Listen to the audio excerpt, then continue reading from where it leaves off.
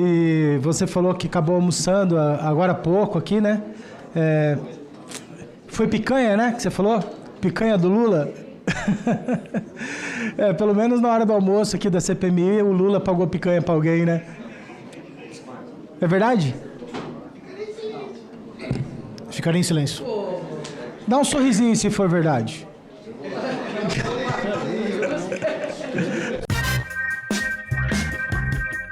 Fala, seus mal diagramados! O tenente-coronel Mauro Cid resolveu confessar o que todos já sabíamos, que foi orientado por Bolsonaro a negociar presentes recebidos em viagens oficiais em lojas dos Estados Unidos, OLX, Mercado Livre, Uruguaiana, Feira do Guará ou em qualquer ambiente físico ou digital que reunisse pessoas dispostas a bater rolo e receptar itens de propriedade do Estado brasileiro. A mudança de postura veio após o bonitinho e específico mudar de advogado. À frente da defesa agora está César Bittencourt, criminalista com bom trânsito entre a esquerda e crítico ferrenho da Lava Jato. Mas engana-se quem pensa que esse trabalho, remunerado provavelmente com honorários suficientes para a aquisição de um Jeep Commander, será encarado como um dilema ideológico para Bittencourt. Muito pelo contrário, até porque é um advogado.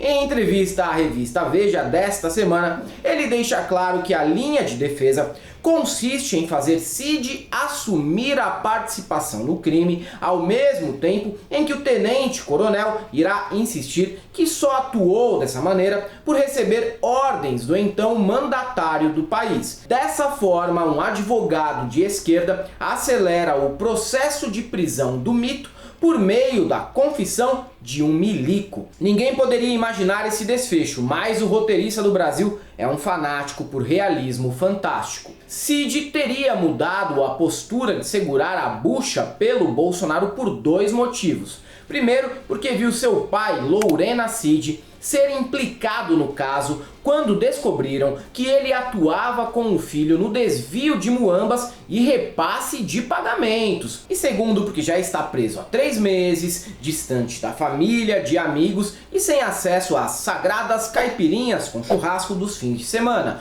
E verdade seja dita, o Patrick do Zorra Total até que tem aguentado bem, sem mimimi. Anderson Torres, por exemplo, reclamava da qualidade da comida do presídio, sendo que foi ele mesmo, no papel de secretário de Segurança Pública, quem autorizou que fosse servida uma quentinha intragável nas cadeias do DF. Mas é aquilo, só virou um problema quando ele mesmo teve que se alimentar desse rango precário. Silvinei Vasquez vai pelo mesmo caminho, reclama que não consegue dormir por conta do barulho intenso na prisão e alega que tem intolerância ao glúten e necessita de dieta especial, o que não estaria sendo atendido na prisão. Tadinha, que barra! Mesma vitimização de sempre. Aqui fora, a PRF, comandada por ele, asfixiava motoboy no porta-malas de uma viatura e ninguém ouviu uma palavra de empatia do Silvinei. Agora ele quer compaixão porque não tem bisnaguinha gluten-free pro soteudo da Polícia Rodoviária Federal. Compartilhe se vocês choraram. Mas mesmo tolerando melhor a prisão, até porque está em uma cela mais confortável e em ambiente militar, Cid quer sair. Isso pode custar a expulsão do exército, que é taxativo sobre acusar superiores hierárquicos, mas pode evitar ou reduzir uma pena civil. De acordo com o artigo 22 do Código Penal, se o fato é cometido em coação irresistível ou em estrita obediência à ordem, não manifestante ilegal de superior hierárquico, só é punível o autor da ação ou da ordem, ou seja, a defesa joga com a possibilidade de colocar a culpa toda no colo do genocídio,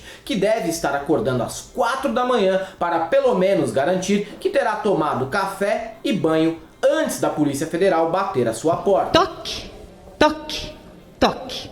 O que não deve acontecer por agora, mas vai inevitavelmente rolar. E o processo vai se acelerando.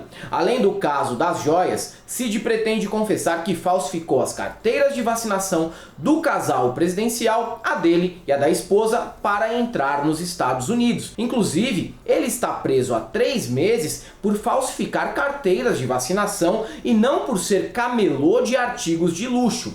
Quem sabe, nessa nova fase, Cid também não facilite o trabalho da justiça, entregando detalhes sobre tentativa de golpe e até a rede de fake news montada no âmbito eleitoral do ano passado. Tudo bem que Cid e o pai fazem parte da nobreza das Forças Armadas e não dá para esperar tanto assim. Mas, se o tenente-coronel corre o risco de expulsão de qualquer maneira, poderia contribuir e levar alguns coleguinhas junto. Não vou criar expectativa, mas vai que. Mesmo que ele se atenha apenas ao que diz respeito às suas próprias ações, a última quinta-feira, 17 de agosto, entra para a história como o pior dia da vida de Bolsonaro. Essa mudança de postura de Cid veio acompanhada da quebra de sigilo financeiro de Jair e Michele, que agora passam a condição de investigados. Tá certo que, copiando a maneira de atuar dos mafiosos do cinema, essas negociações de joias e relógios foram feitas em parte por meio de dinheiro vivo, o que dificulta o rastreio da grana. Mas não podemos esquecer que no meio desse rolo tem ainda os Pix patrióticos, que somam 17 milhões.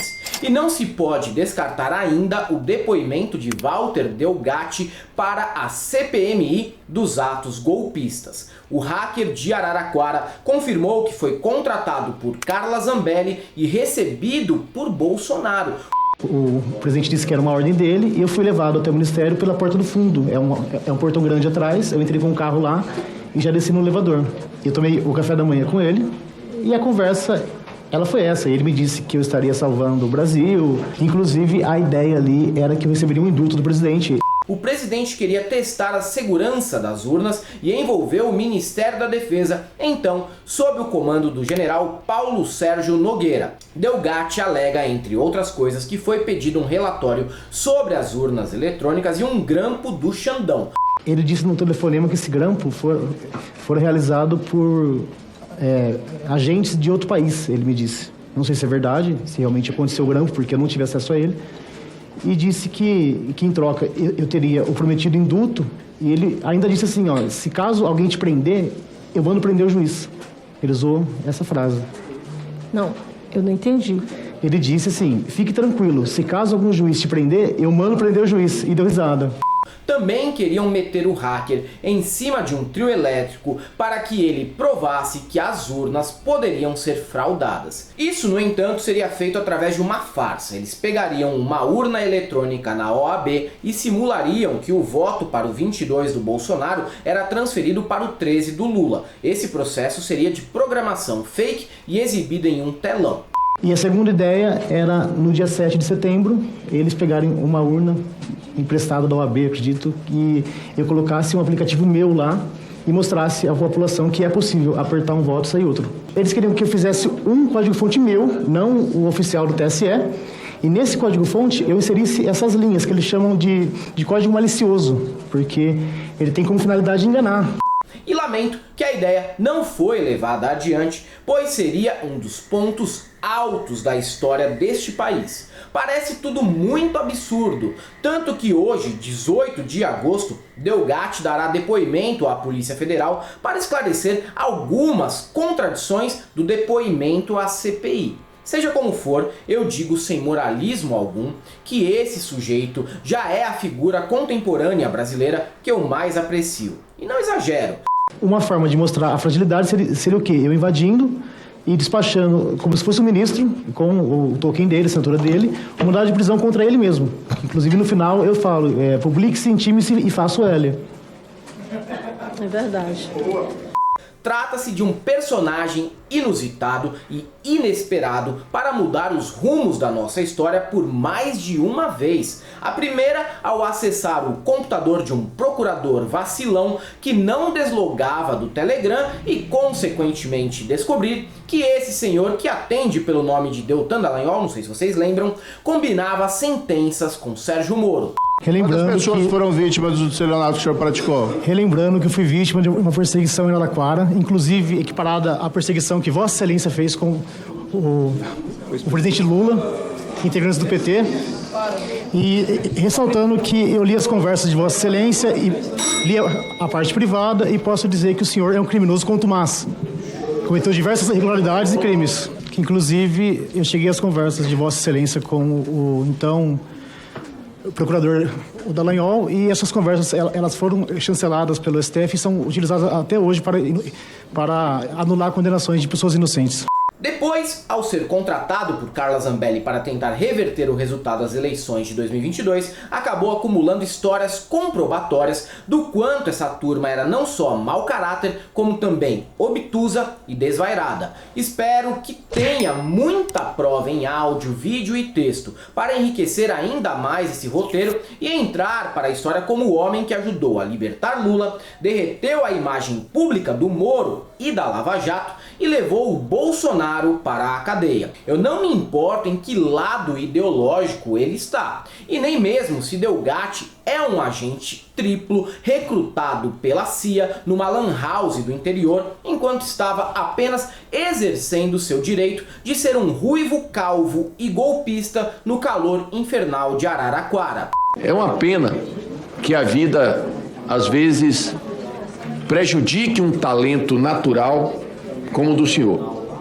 É uma pena. Eu realmente olho assim como pai e a posição aqui do senhor corta o meu coração. Corta o meu coração. Assim, acho que qualquer pai que tivesse um filho com esse nível de inteligência teria muito orgulho do senhor. Além dele, outros personagens inesperados também entrarão para a história por provar o quanto o bolsonarismo é tacanho, como a querida Zambelli, que teve essa genial ideia, e André Raspa-Caneco Fernandes, que tanto insistiu para que a CPMI fosse aberta e agora deve estar arrependido. Isso sem esquecer, lógico, de Wassef, que recomprou o Rolex para ajudar o amigo e agora está com 4 celulares apreendidos pela PF, que não deveria se arriscar em quebrar o sigilo das pesquisas de pornozão desse senhor, que deve ter um gosto mais escabroso que o próprio cabelo encebado que ostenta. Seja como for, estou emocionado pela contribuição dessa turma em expor o bolsonarismo ao ridículo. Considero todos vocês pra caralho, vocês são como irmãos pra mim, ok? É isso aí, galera. Pra quem gosta do nosso canal, nós temos o apoio, seja membro, Pix e conta jurídica, caso vocês queiram e possam fazer uma colaboração para que a gente continue a produzir conteúdo. Além do YouTube, estamos presentes também no Facebook, no Twitter, no Instagram, no TikTok, sigam a gente por lá, conheçam os novos modelos. Nesta semana tem novo modelo no site da El Cabriton, que vende as nossas camisetas, e o nosso curso que está no ICL, o Instituto Conhecimento Liberta. E para todos aqueles que achavam que não existiria depoimento de amigos do mito contra o ex-presidente, só temos uma coisa para te dizer: não passarão.